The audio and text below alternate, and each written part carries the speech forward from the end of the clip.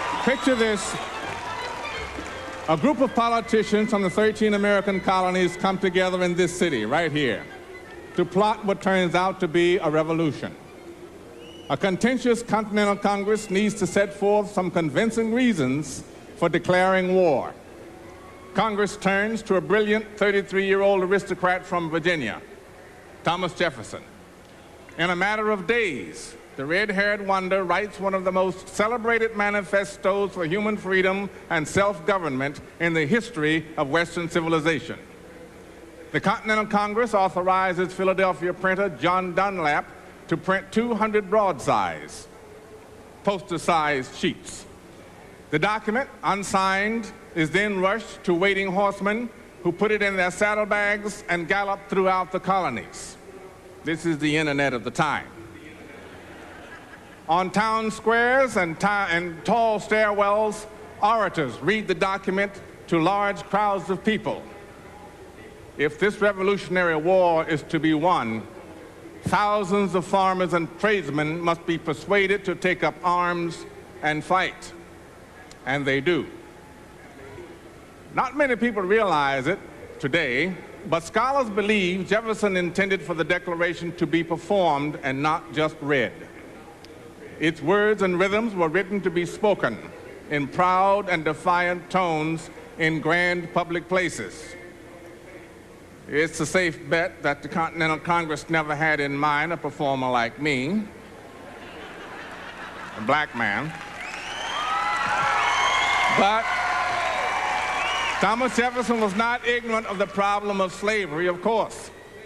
He called it a moral and political depravity, and in the original draft of the Declaration denounced the slave trade as a cruel war against human nature itself. But Congress thought better of that item and deleted it. And in fact, there's no inclusion of blacks, Native Americans, or even women for that matter, in this preeminent statement on the equal rights of man. Well, it makes you wonder. How could a man who himself held slaves write with such incredible passion and eloquence about human liberation and the promise of a democratic republic? Why, some may ask, do I bring up such embarrassing truths on this glorious occasion? I answer. The real glory of the Declaration of Independence has been our nation's epic struggle throughout history to close the gap between the ideals of this remarkable living document and the sometimes painful realities of American life.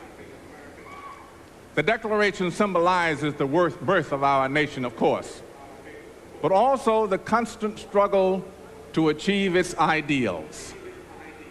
Consider, the words of this document inspired the French Revolution in 1789, and 200 years later, the revolt of Chinese students in Tiananmen Square. It inspired Abraham Lincoln to issue the Emancipation Proclamation, Martin Luther King Jr. to fight for civil rights, and women's suffragettes to fight for the vote.